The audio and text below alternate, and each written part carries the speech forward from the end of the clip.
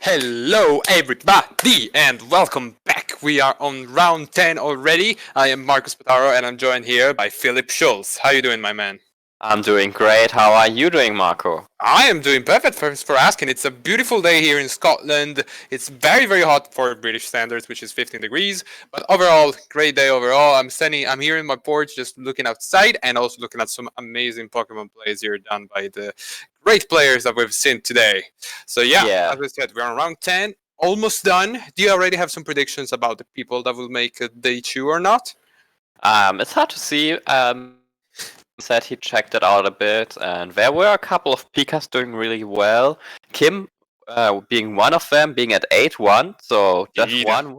one win short of making day two. And if he makes it, he's in a prime position to make it into the Invitational. With Exactly. also with just having played the last two qualifiers, so amazing performance, of course. Indeed. And And Kim, also, fun fact, is playing from his phone right now on a bus. classic. So he is taking it to the next level. So good luck to him. Good luck to everybody that is playing. As well, we have Classic. here we'll be featuring Stéphane Ivanoff from France. He's doing pretty well as well with a very interesting deck, as I said. Dragapult VMAX, super exciting. And about Dragapult VMAX, do you think it reached peak ability for now? Or it can be I better? think it can still be better. I think the card is amazing. I don't have the cards online, so No, I mean, either. from just looking at it, from just looking at the list, I think there's a lot you can do with it, and I think it looks amazing, and it should certainly be like one of the best decks in format. It might even overtake Pikachu Zekrom, I believe. So I think it has the potential to be, but just needs to be explored further. And yeah, people need to make really consistent lists that have all the correct options to beat the matchups, and then it's absolutely a brilliant deck. So, and yeah, so Stéphane rocking the Malama version. We've seen him earlier not drawing too well, so hopefully this time he will be able to get his VMAXs out and be able to actually attack with actually play the game, unfortunately. Yes, as we said, it's the biggest downside of the Dragapult VMAX deck you need to set up, and that may take some time as well. But yeah, as we said, Stéphane is doing pretty well overall. This tournament has done pretty well as now. He's looking for his opponent right now, and they are jumping into the game very, very soon. So yeah, overall, what do you expect to be the decks that will go into day two mostly? Do you think it will still be Pikarom? Yeah, I mean Pika is probably the dominant force. It's not only extremely powerful, but it's also easy to access for a lot of players, so that helps as well. Yeah, and the deck that just came out, right? The new Romo deck or whatever it is. Oh yeah, true. Yeah, that makes it even easier. The Pikachu Blister constructed theme Omega so it's like, deck. and you have the code, and that's gonna be 60 cards that you get online. So excellent stuff overall. I'm very grateful to see TPCCI start caring about new players. I'm always excited to see new players come in, and so yeah, there we go. That's the start. We're already into the game. Jirachi start by Stéphane with a little bit of tricks thanks to the scoop up net. But yeah, we actually see a quick pull turn one. Great stuff already. Yeah, and Stéphane facing off against Kenny Britton, another very high caliber player. And it's a Dragapult VMAX mirror match, and also both players are going for the Malama build here. Indeed. So, interesting approach. However, Kenny is playing those Crushing Hammers, which could come in pretty handy in the mirror match. I think they will be probably the biggest force in this sort of matchup. If you hit one, it's similar to the ADP hammer decks that, well, modestly I brought to Malmo. The idea is like you try to slow up your opponent at the beginning. Because otherwise, if you're not able to just slow them down and you fall one turn behind, which may happen, since the deck is not perfect, then you have also that option to get back into the game. But yeah, we see actually Stéphane having a pretty decent start. Dragapult V, if he draws a supporter as well next turn, he's gonna be in a really good spot.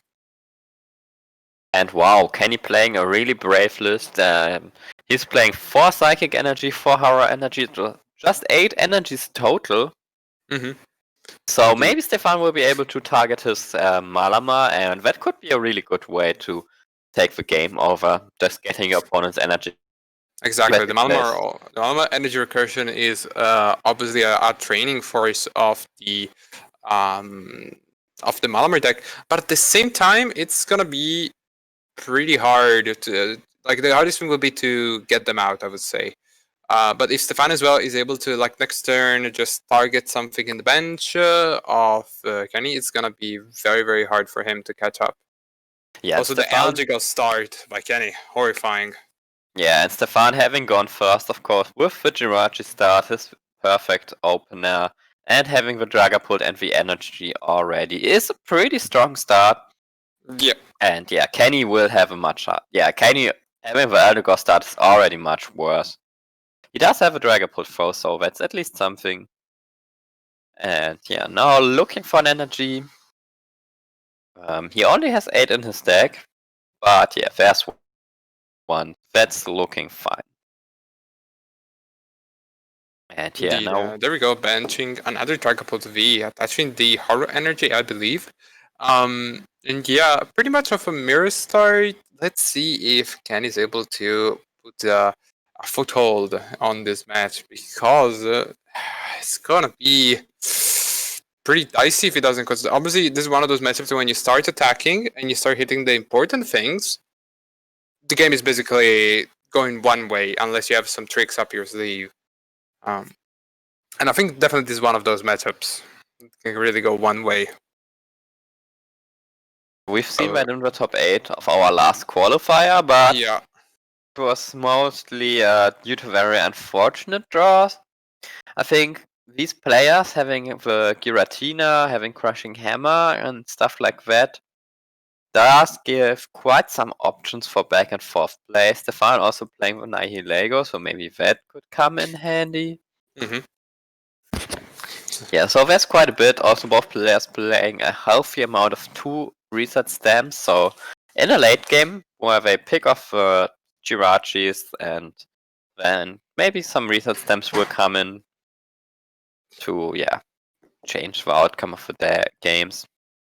Indeed. There we go. Professor Research. Stefan slowly and steadily building up his hand, building up his resources, and once more, there's going to be another Dragapult V that can hit the bench. I'm not sure if you want to bench it now. Do you think it's fair to bench it and risk it getting spread out by the opponent Dragapult VMAX?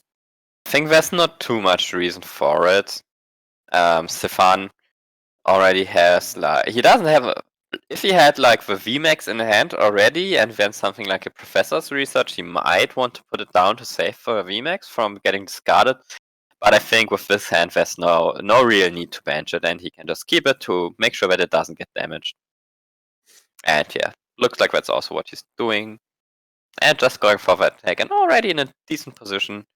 Yeah. There we go, 130 damage already on that Elgigas. It's gonna mean it's gonna be knocked out by a Dragapult VMAX Max Phantom next turn if it wills. And as well 50 damage on the Dragapult V in the bench. Chip away damage, but eventually it can come.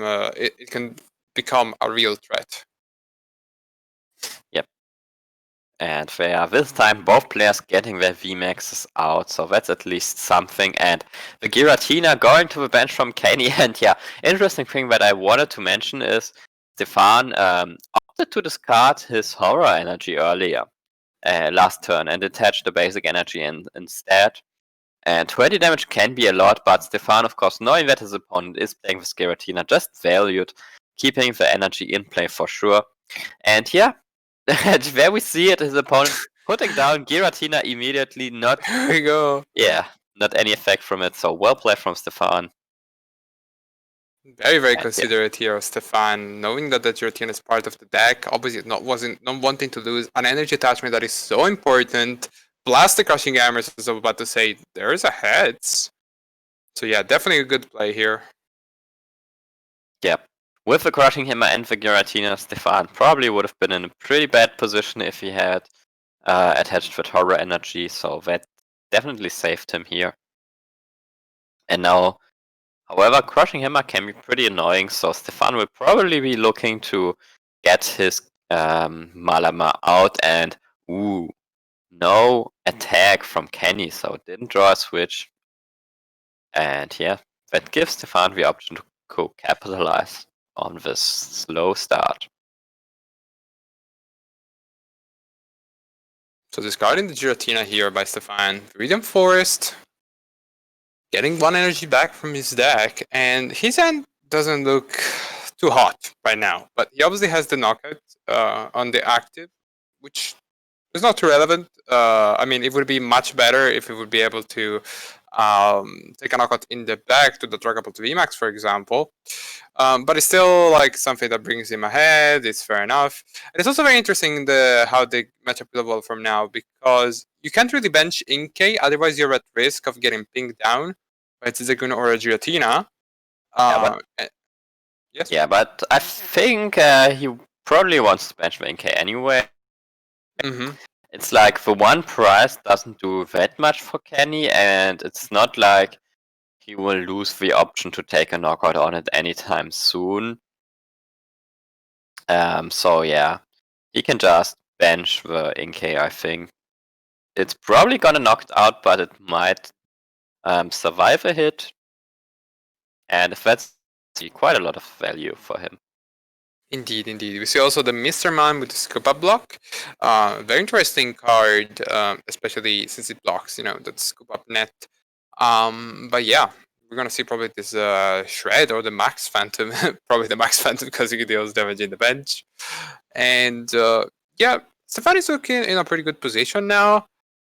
But we saw before how this deck can just turn around the whole matches by just out-resourcing the opponent.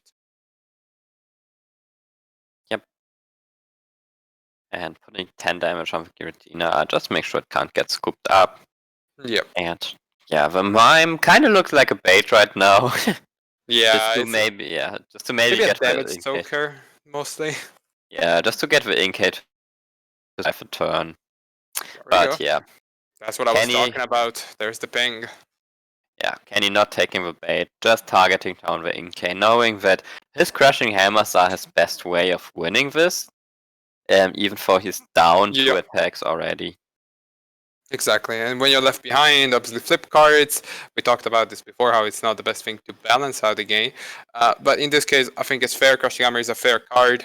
In the terms that sometimes it gives you the opportunity to, to catch up on an opponent that is far ahead.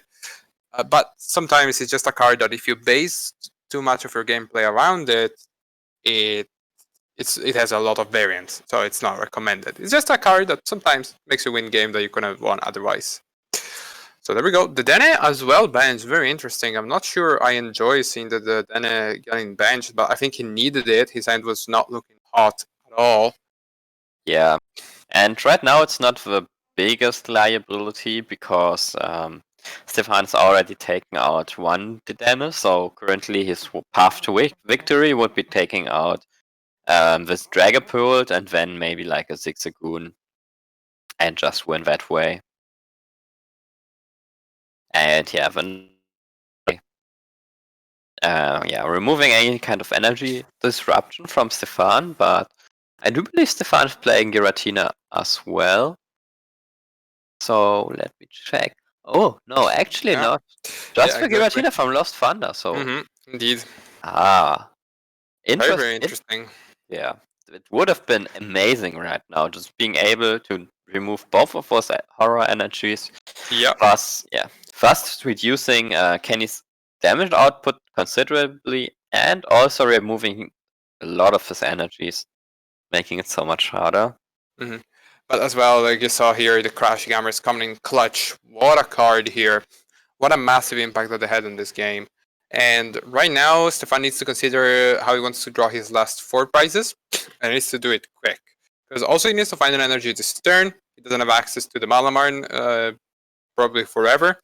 And he needs absolutely a way to take down the opponent Dragapult VMAX, which also has 2 horror energies. There's going to be more damage added up to Stéphane's Pokemon. Decides to go for the scoop up net. I really like this play. Looping the Giratina, because it would be able to do the Distortion Door once more. Just looking for his deck. Let's see what he decides to grab. Obviously, the energy here from the Viridian Forest, just scouting away. Let's see what he can go for here, because he only has one energy attachment. He could go for the shred, but I don't think it lines up the damage correctly. If I'm not mistaken, there's only 60 damage on the opponent Dragapult. I'm not too sure. Yeah, 90. Yeah. 90, yeah. Yeah. Still, with 60 not doing too much. There's 150. not too much. Yeah, preventing 2 max phantom. Yeah. Obviously, this Dragapult will also tank one more attack. And if we see a Mana Lana from either player, that could be probably the most massive thing that I can do. But there we go. Dragapult VMAX. Charge up one energy. And let's see what he wants to go for here, because he doesn't have many options. I think he could go for a Marnie, but the opponent hand is pretty thin overall. His deck does have some resources, but they're not very useful right now. The stamp does not do anything. I think Stéphane just needs to wait it out and hope that no more hammers are hit by Kenny. For sure. Wars have been really annoying so far. Oh, indeed. I think he had 2 heads on 3, but those 2 heads were very, very important. So 4 cards, there we go, that's the Marnie. How does he follow up from this? Because he does 60 damage, as we said, they're not very much important, but if shooting into another Pokemon, it's not great. I don't know, it's not looking great.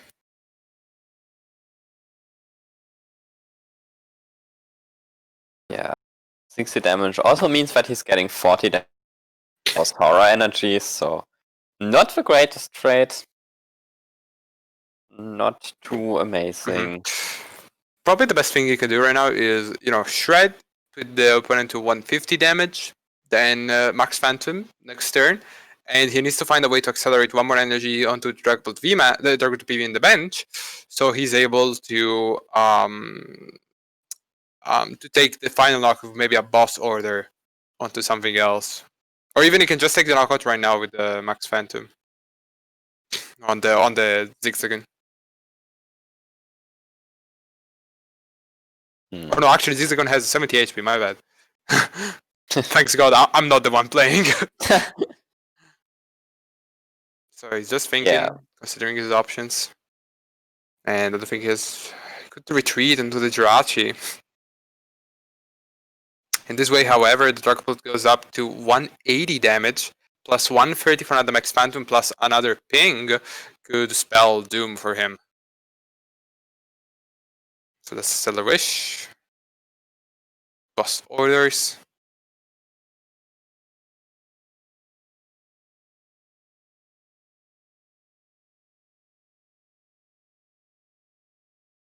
And there we go. One more. Well, that's the boss order being added to the hand. Let's see what he can follow up from here. Does he go for the Giratina right now, taking one more ping? He doesn't for sure go for the attack. But it's pretty weird right now because the Max Phantom will be able to take the knockout on the Jirachi, plus 50 damage with the Dragapult VMAX, putting it to 180. And that's a pretty weird number to be at. Because one Max Phantom to a ping, it's pretty dangerous. Yeah, at least Kenny's Zigzagoon is stuck for the moment. So if Stéphane catches around horror energy, that leaves his leaves his Dragapult a turn from one turn away from getting knocked out, so it might be able to attack twice. Indeed. Also needs to be considerate about the horror energies. The horror energies I think activate only when you are active. So as long as you use boss order to avoid those. There's a Marnie. As soon as you said it, it's gone. Maybe draws another one, and draws another one. But there's no energy, so he probably needs to. Does the Viridian in play? If the Viridian remains in play, that isn't a problem. Oh yeah, true. I would really enjoy seeing Kenny get removed in this stadium. But Max Phantasm. Now it would be interesting to see what he targets. I think just 50 damage on the Dragapult VMAX, I would say.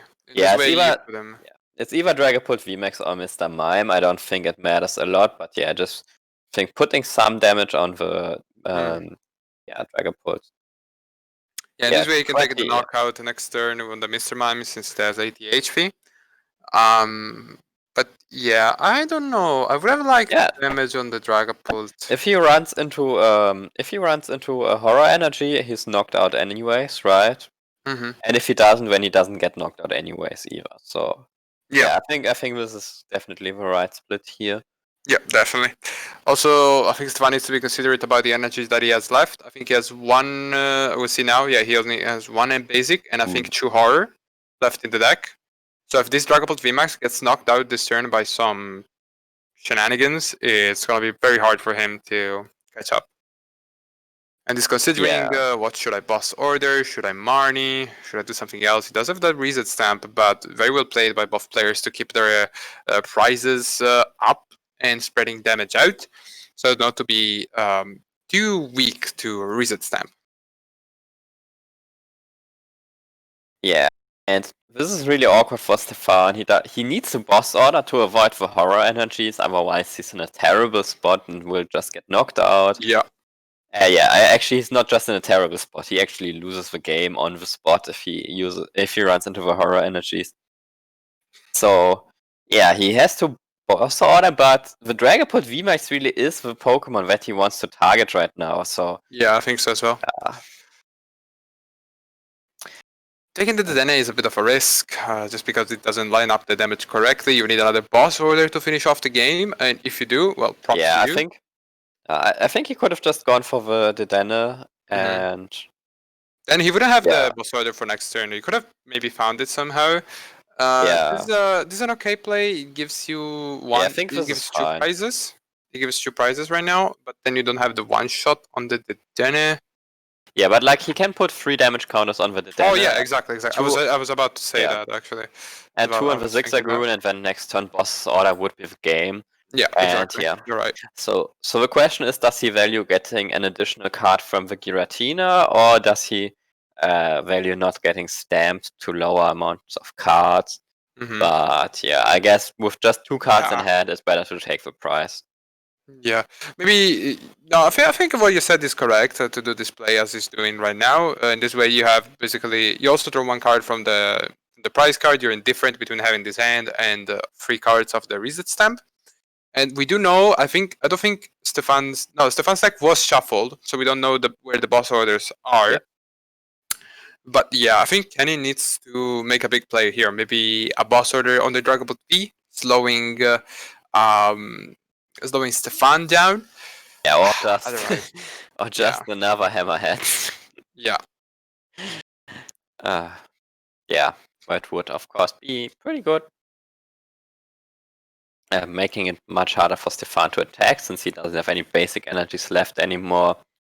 And yeah, other than that, I think just attacking into the Dragapult is fine. Stéphane still has a couple of boss orders. Check. I think he does play great catch. Actually, I don't see any great catchers. Okay, yeah. No great catchers, so Stéphane is only playing bosses orders. Yeah, Stéphane does not like playing ghast effects. I think it's something we saw overall. In his Blacephalon decks, no ghast effects, just a sniping possibility. But obviously, boss order is such a good card. Why would not play it? And he does play some copies of it. Yeah, he plays 3 boss orders, so pretty high count. So here's just a plain Max Phantom, just putting Stéphane on the clock, just saying, hey man, you gotta take the knockout right now. If you don't, I'm just gonna win. And yeah, just a Marnie in hand. Draws a Viridian Forest. Not great. Yeah, he does have a quick ball. I think he still has his Dedenne. He at least hasn't used it. So as long as it's on price, he should. Oh boy. That's rough. That is rough. Yeah, so I don't think he can. I don't see a way to win. He's just gonna retreat the Jirachi, but he always have the problem to be 1 card left behind. So yeah, that's just great. Classic problem where he needs 2 cards of 1 Stellar Wish. Yeah. Pretty unfortunate here for Stéphane. Once again, just falling short of being able to turn around the game. Unfortunate. I'm not sure where his Dedenne was. He does play 1. Yeah, I think it was in the prizes. I think I didn't see it. Yeah, so it was probably priced. I didn't see it on. He definitely wasn't on the board. Definitely. It wasn't in the discard as well, I think. Yeah, so pretty unfortunate here for Stéphane. Coming close to a win. But Yeah. at the same time, this is probably what we were talking about before. I don't think the best way to play this deck has been found out yet. People are still trying it out, even pro players. Yeah, And I think it has a lot of potential, honestly. yeah, the one thing I really don't like too much about Stefan's build is that he's not playing that Giratina with discard special energies. And Mhm. we've seen that if he had it earlier, he could have just discarded 2 horror energies off of Yeah. Kenny's Dragapult. And I think that would have been a huge game swinger. Yeah, And exactly. yeah, Like thanks to Scoop Up Net, you're able to exploit these cards to their maximum potential. So I think overall, like